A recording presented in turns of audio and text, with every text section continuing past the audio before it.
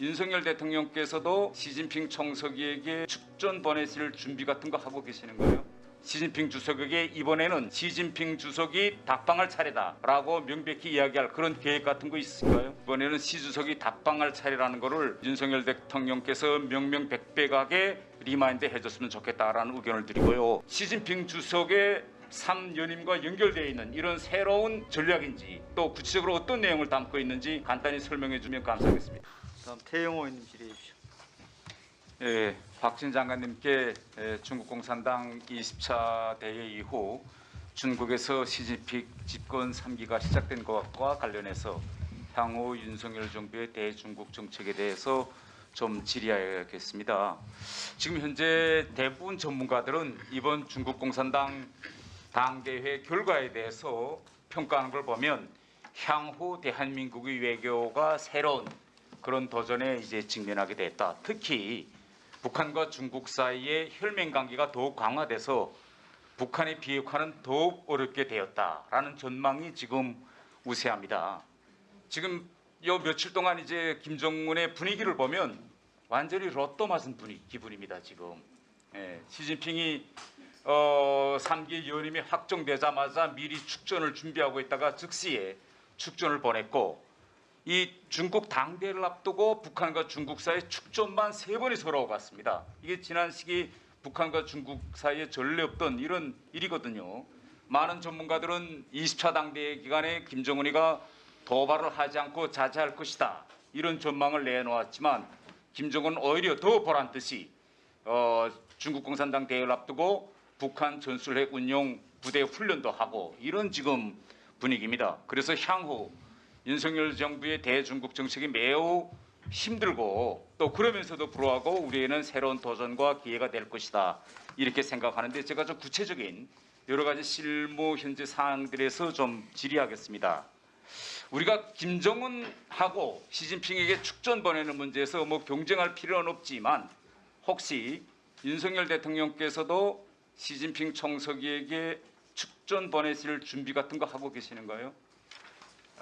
저희들이 지금 그 중국의 이번에 제20차 공산당 당대회 과정을 쭉 보고 있고 또 당 지도부가 새롭게 이제 선출이 됐습니다. 그래서 시 주석의 권력 기반이 강화된 것으로 일단 평가를 합니다. 그래서 새로운 지도부 하에서 중국은 대체로 기존 정책 노선을 유지하면서 이런 대내외 정세 환경을 감안해서 구체 정책을 이행해 나갈 것으로 봅니다.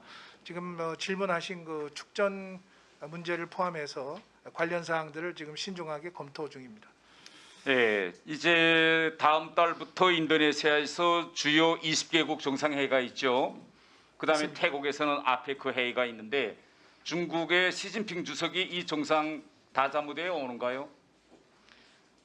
지금 그 뭐 확정돼서 아직 발표된 건 없습니다만은 그럴 가능성이 있다고 보고 있습니다. 예, 지금 언론 보도들에 하면 드디어 이제는 시진핑 주석의 1인 독주 시스템이 결국은 정착됐기 때문에 시진핑 주석이 다자무대에 나올 거다. 다들 지금 이렇게 보도하고 있는데 윤석열 대통령도 지금 20개 정상회의에 갈 걸로 계획하고 있겠죠? 네, 그 다자회의 그 일정을 지금 검토하고 있습니다. 만약 그렇게 된다면 결국은 윤석열 대통령과 시진핑 주석 간의 첫 대면 정상회담이 될 것이라고 저는 생각합니다. 이 첫 대면 정상회담이기 때문에 첫 시작부터 우리가 어떤 우제를 가지고 중국과의 정상회담을 하느냐라고 중요하다고 생각하는데 저는 가장 중요한 문제가 시진핑 주석의 답방 문제라고 생각합니다. 이 문재인 대통령이 중국을 방문했기 때문에 이번에 시진핑 주석이 저는 올 때라고 생각하고 또 윤석열 정부의 외교적 성과에서 가장 큰 것이 바이든 대통령이 먼저 윤석열 대통령보다 먼저 한국을 방문한 것이라고 생각하는데 만일 이번에 다자무대에서 윤석열 대통령과 시진핑 주석 사이에 대면 정상회담이 시작된다면 진행된다면 윤석열 정부에서는 명백히 시진핑 주석에게 이번에는 시진핑 주석이 답방할 차례다라고 명백히 이야기할 그런 계획 같은 거 있으신가요? 네, 그 한중 관계 발전에 있어서 고위급 소통과 교류는 대단히 중요합니다. 그래서 시진핑 주석의 방안과 관련해서는 그 양국의 외교 일정을 비롯해서 여러 상황을 종합적으로 봐가면서 중국과 소통해 나갈 생각입니다. 지난번에 그 수교 30주년을 기념해서 윤석열 대통령께서 시 주석에게 정상 간 대면 소통에 대한 기대를 표명한 바 있습니다. 또 지난번에 그 리잔수 전인대 상무위원장 접견 시에도 그러한 취지의 말씀을 하셨습니다. 그래서 앞으로 그 편리한 시기에 양국 정상이 적절한 시점에서 만날 수 있을 것으로 예, 그리고 한국 방문을 할 수 있을 것으로 그렇게 기대하고 예, 저는 있습니다. 이거 첫 대명 정상회담에서 이번에는 시 주석이 답방할 차례라는 것을 저는 윤석열 대통령께서 명명백백하게 리마인드 해줬으면 좋겠다라는 의견을 드리고요. 지금 전 세계 언론이 이번 시진핑 총석의 당대 보고에서 제일 중시하는 문구가 뭐냐?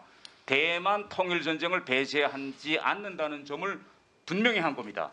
그래서 지금 이 문제와 관련해서 많은 지금 전문가들이 대만 해협에서 군사적 충돌이 벌어진다면 그러면 미국이 우리 의지와 상관없이 주한미군을 여기에 투입하게 되느냐 안 되느냐 이런 문제가 대단히 중요한 문제라고 생각하고 앞으로 향후 이런 문제와 관련해서 윤석열 정부에서 한미 사이에 주한미군의 전략적 유연성 문제라든가 이런 걸 앞으로 향후 회담들에서나 이런 데서 논의할 계획이 있을지 또 이 주한미군의 사명이 어떻게 변할 것 같은지 이에 대한 장관의 견해는 어떻게 되어 있습니까? 네, 말씀하신 대로 대만 해협의 평화와 안정은 우리 한반도의 평화 안정이 대단히 중요합니다. 그렇기 때문에 한미 동맹을 굳건히 유지하면서 또 한미 공조를 지속해 나가고자 합니다. 또 대만 해협에서 만약에 위기가 발생하면 또 북한이 도발할 가능성이 있기 때문에 여기에 대해서도 저희들이 만반의 준비를 갖추고 있어야 한다고 생각합니다.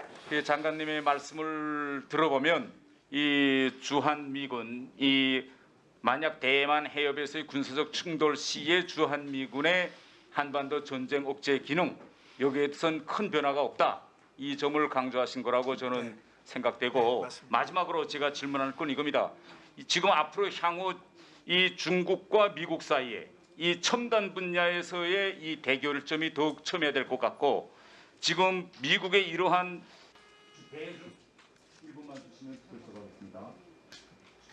미국의 이러한 중국과의 기술 격차를 유지하기 위한 그런 미국 정부의 지속적인 수출 통제 이런 움직임에 대비해서 중국은 한국을 중요한 파트너로 여기고 지속적인 협력을 계속 요구할 것이다. 그래서 점점 우리가 이 공급망 형성 문제에서 힘들어질 수 있는 이런 상황이 도래할 것 같습니다.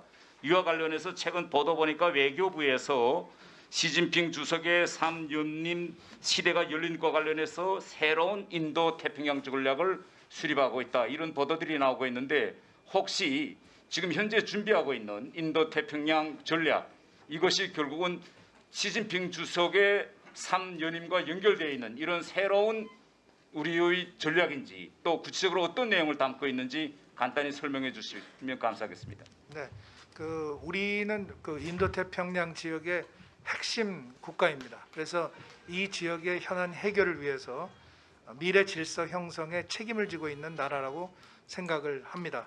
한국이 자유와 평화와 번영에 기여할 수 있는 그러한 인도 태평양 전략을 지금 구상하고 있고 또 이 지역에 있는 주요 국가들과 협의를 하고 있습니다.